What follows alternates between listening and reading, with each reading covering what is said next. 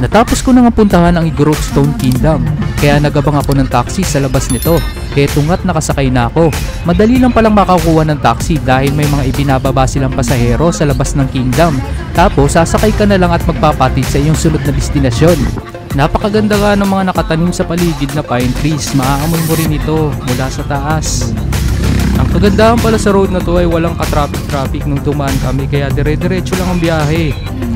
Mula sa taas pala matatanaw na natin ang La Trinidad Valley. Ito palang dinadaanan natin ay sumailalim sa La Trinidad Roadside Beautification. Kaya naman swabing-swabe ang takbo ng mga sasakyan. Malapit na pala tayo sa destinasyon natin. Dumadaan na pala ako ngayon sa Strawberry Farm Road. Nakababa na pala tayo ng taxi. 100 plus pala ang binayad ko dito base sa metro nila. Pumasok na nga tayo sa strawberry farm at naabutan ko pala silang nagre-repack at nagsesegregate ng mga strawberries. Pinipili pala nila ito base sa laki, sa quality ng strawberries. Andito na pala tayo ngayon sa La Trinidad Strawberry Farm, isa sa pinakadinadayong pasyalan dahil sa malawak na taniman ng mga gulay at strawberry. Kaya naman tinawag itong The Strawberry Capital ng Pilipinas.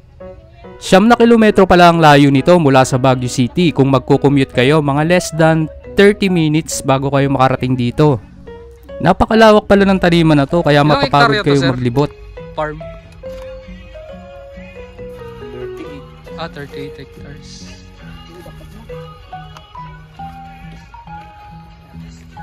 Yan sir, sa market din dinadala. Yan sa Baguio City. Sa Baguio pa, di mamahalin kung bibilihin nyo na dun. Yan na, direkta ba? Ay, iba pala to. La Trinidad pala to. Salamat sir. Thank you. Ang dami rin nila ditong lettuce. Mga lettuce. Makikita pala natin dito ang mga malulusog na mga lettuce. Ito pala hindi ko na itanong kung anong pangalan nito, pero parang variety to ng lettuce. Ano pong tawag dito sir? Broccoli. Broccoli. Ito naman yung broccoli section nila. Talaga namang napakalalago ng mga tanim. Nilagyan pala nila ito ng net para protection din sa araw. May makikita rin pala tayong sunflower sa gilid. Siguro binabalanse nila yung kulay para hindi naman puro green lang. Kung may sunflower sila. At eto nga, may dalawa akong bubuyog na nakita rito. Kumukuha siguro ng pollen sa sunflower. Sa ganito palang kalaking taniman, napakahirap ng maintenance nito, lalo na't ang dami mga damo. Kaya makikita natin yung mga masisipag na workers na tabas dito, tabas doon ng mga ginagawa nila. Kaagaw kasi ng mga tanim ang mga damo sa sustansya ng lupa. May mga ritaso ng kahoy rin pala ako ditong nakita. Siguro ginagamit nila ito sa mga tanim. Dito pala tayo ngayon sa strawberry farm. Makikita natin may 38 hectares pala ang lawak nito. Sobrang, kahit mainit, malamig siya. Hindi naman siya sobrang init. Iba't iba yung yung mga tinatanim dito. Hindi lang strawberry, may mga green lettuce, tsaka broccoli, tsaka iba-iba pa. Dito yata sila kumukuha ng irrigation. Ayan. Doon kung irrigation to, kanal lang yata. Ayan. Baka kanal na. Hindi irrigation to kasi madumi yung tubig. Marahil magtatanong kayo kung sinong nagmamay-ari ng lugar na ito. Ito pala ay pag-aari ng Benguet State University. Inupahan ng BSU ang 500 hanggang 1,000 square meters na lote na mayroong 80 hectares ng mga lokal na magsasaka para sa paglilinang ng strawberry farming. Mahalagang parte pala ng ekonomiya ang strawberry farm ng La Trinidad. Taunang ani pala nila ay naglalaro sa 1,800 hanggang 2,000 metric tons, ang inaani naman pala ng may 600 na magsasaka. Mukhang mas maganda talaga yung itanim itong sunflower sa mas mainit na lugar kaysa malamig. Dito rin pala ako nakakita ng kulay pink na bulaklak, yung parang balaibong pusa sa Tagalog. Dahil nga sa lawak ng taniman na ito, tatamarin ka talaga maglakad hanggang dulo. Talagang napakalawak nito. Malayo. Nakakapagod maglakad.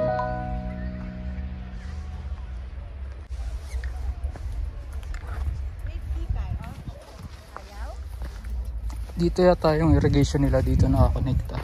Yan. Tapos ito yung strawberry ready for picking. May bayad pala pag ano, pag magpipick, pero librang entrance dito. May bayad pag mangunguha ka ng strawberry. Ito hindi pa pwede ito yung i-harvest kasi hindi pa mature yung strawberry. Ang kainahan pala ng strawberry farm ay pag sinasalanta sila ng bagyo. Dahil alam naman natin yung mga strawberry hindi yan resilient sa tubig, kaya pag nabaha ito, tiyak lugi ang negosyo nila.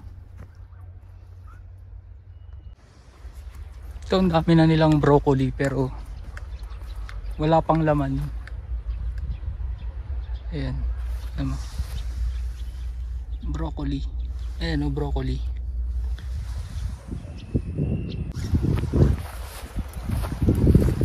Ay, ilang araw po bago ma-harvest ang ano, broccoli nyo? Ay, ilang buwan po? 3 buwan. 3 buwan po.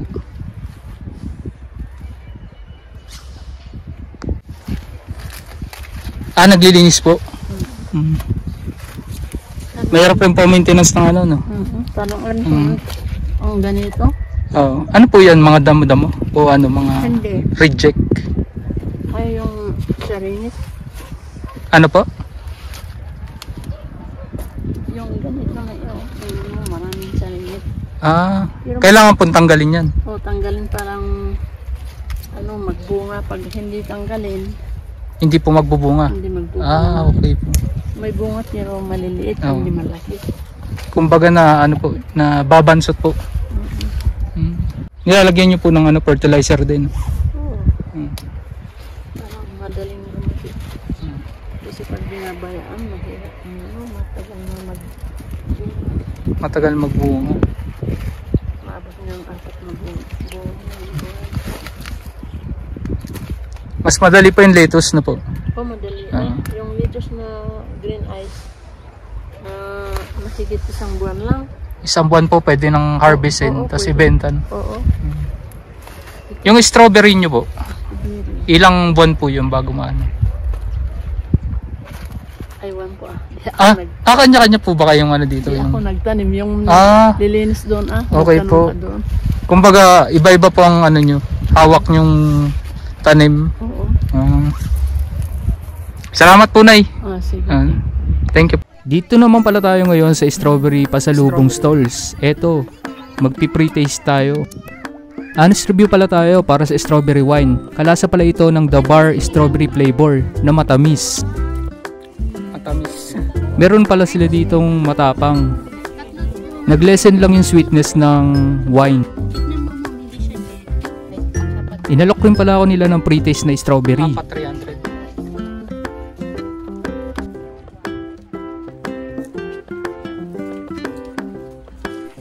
At dahil nga kumain tayo sa store nila, napilitan tayong bumili.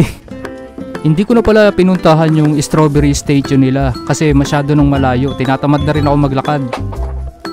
Marami pala ditong mga stalls, samot-saring mga paninda ang binibenta ng mga tindera dito. Merong jam, may wine, may mga gulay na galing at produkto ng La Trinidad, Benguet.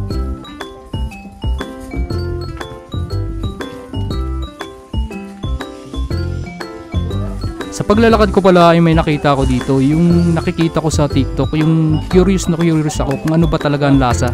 Ito pala yung ano, strawberry taho. At ito nga ay minekos-mekos lang ni Kuyang magtataho ang kanyang paninda. Una pa lang nilagay ni Kuya yung malambot na tofu o yung soya. Sunod niyang inilagay yung mga maliliit na pearls o yung sago. At sunod niyang inilagay yung ano, yung strawberry sauce. Buo-buo pala ito kaya maganda. May makakain ka talagang buong strawberry. Dinamihan pala ni Kuya yung lagay ng sauce kaya siguro masyadong matamis. Dapat pala sasabihan niyo siya kung ilang % lang ang gusto nyong sweetness ng strawberry taho. Tips ko lang pala sa mga first time nakakain ito. Huwag niyong gamitin yung straw kasi hindi niyo makukuha yung strawberry dun sa pinaka bottom ng taho. Kasi buo-buo ito. Mas maganda pang gamitin yung kutsara. Para sa akin, mas gusto ko pa yung lasa ng natural na taho kesa dito kasi nasobrahan siguro sa tamis yung strawberry na to. Pero may health benefits naman pala ito para sa katawan nyo. Yun lang, kung may diabetes kayo, hinay-hinay lang sa pagkain nito. At dinumog na nga si Kuya magtatako ng mga turista. Sarap na sarap sila sa pagkain nito. Karagdagang impormasyon pala, January ang pinaka best month pala para sa strawberry picking dahil hitik sa bunga yung mga strawberry. Nakikita nga natin nagkukumpulan na yung mga turista para bumili ng kani-kanilang mga pasalubong. Marami pala ditong mga stall na pagpipilian. Hindi ka mahihirapan sa paghahanap kasi magkakapareho lang naman yung mga tinitinda nila at magkakapareho rin yung mga presyo. Naglalakad na pala ako palabas ng park. May nakita pala akong jeep kaya sumakay na ako. 13 pesos lang palang pamasahe dito kaya mas nakatipid ako. Nakababa na pala ako ng jeep, tatawid tayo dito sa tulay. Sa ilalim pala nito makikita natin ang Balili River. May mababasa pala tayo ditong sa Balili River kasi pag tumapat kayo dito, talaga namang nangangamoy yung tubig ng ilog. Siguro na rin sa dami ng tao, kaya nagiging polluted yung tubig sa ilog. Sa gilid pala ay makikita natin yung mga tindahan na nagtitinda ng mga ukay-ukay at mga pagkain. Andito na pala tayo ngayon sa arko na may nakasulat na incheck at may dalawang dragon. Ngayon papasok na pala tayo sa entrance. Ito yung pinaka gate nila.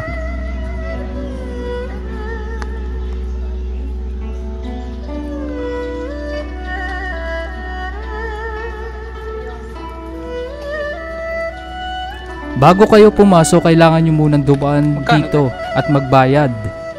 Magkano? Isa lang. Dito ay magbabayad kayo ng murang-mura lang sa halagang 20 pesos at magpipill up kayo dito ng pangalan nyo at kung saan lugar kayo galing. May libreng candy rin pala sila sa lamesa, kumuha na lang daw kayo kung gusto nyo. Dahil nga nakapag-register na tayo, aakyat tayo dito sa kanilang hagdan. Andito na pala tayo ngayon sa Bell Church. Makikita pala natin ito sa Bell Church Road, dito sa La Trinidad, Benguet. Sasalubong pala sa inyo ang napakagandang arko nito para kayong nasa China. Ito pala yung mga pinagbabawal nila pag nasa loob kayo. Nakakita pala ako dito ng pond na punong-puno ng mga buhay na tilapia. Meron din palang mga koi dito. Kwento pala sa akin ni Xi Jinping, ito palang Bell Church o ang dating tawag ay Chinese Buddhist Temple. Ang founder pala nito ay si Nang Pe at iba pang mga miyembro. Noong 1960, bale 63 years na pala ang nakakalipas. Katutubong reliyong pala ito ng mga Chinoy. Sila ay nakabase sa La Trinidad. 5 patron saints pala ang kumakatawan sa reliyong Taoism, Budismo, Kristyanismo, Islam at Confucianismo.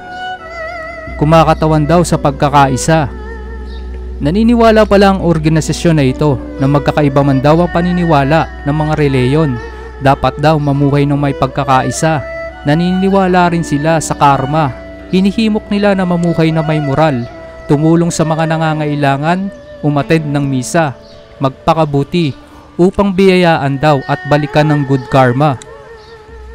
Nakikita pala natin ngayon sa harapan natin yung Bell Church Baguio na nakasulat doon sa may carpet.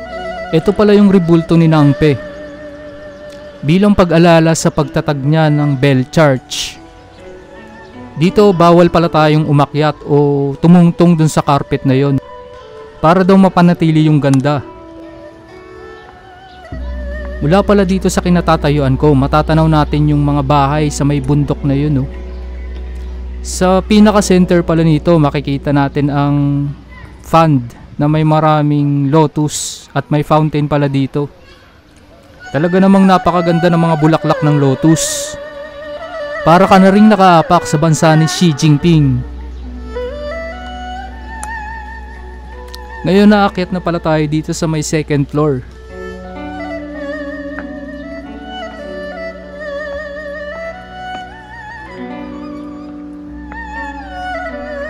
Bawal pala ditong mag-ingay kasi nasa religious place tayo. Alam naman natin, pag nasa religious place, tahimik talaga yung mga tao. Mga nagdadasal sila eh.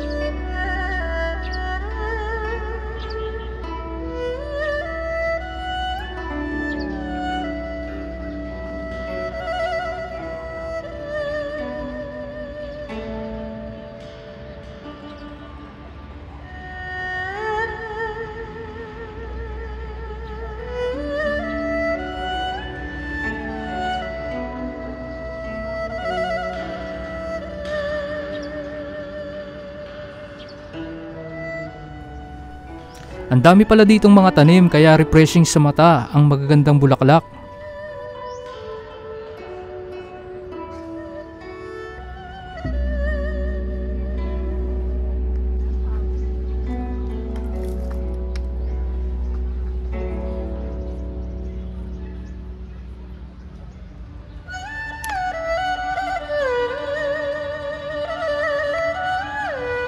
Andito na pala tayo ngayon sa mismo kinalalagyan ng bell.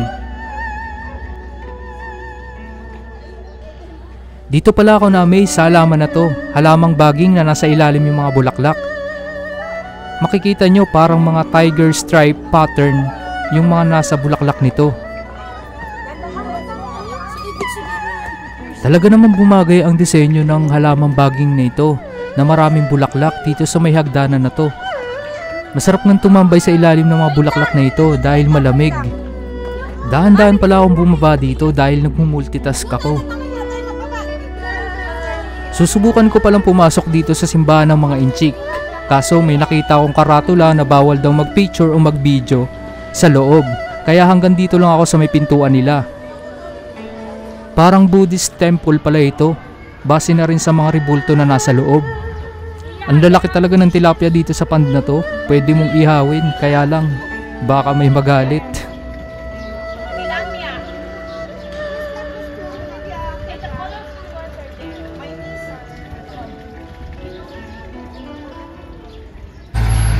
Lumabas na nga ako at nandito ako ngayon sa La Trinidad Arc. Sa La Trinidad pala marami kang makikitang jeep, hindi kagaya sa Baguio City na taxi lang. Dahil nga walking distance lang naman mula sa Bell Church ang sunod kong pupuntahan, naglakad na lang ako. Wala pa sigurong 10 minuto nandito ka na sa lugar na ito. Naglalakad pala ako sa Buntok Road.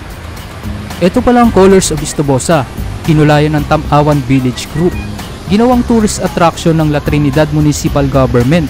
Ang Istobosa pala ay hango sa mga pangalan ng 3 sityo. Ito ang Stonehill, Utiw-Utiw at Sadyap, kaya nabuo ang Istobosa. 3 lokal sa loob ng Barangay Balili.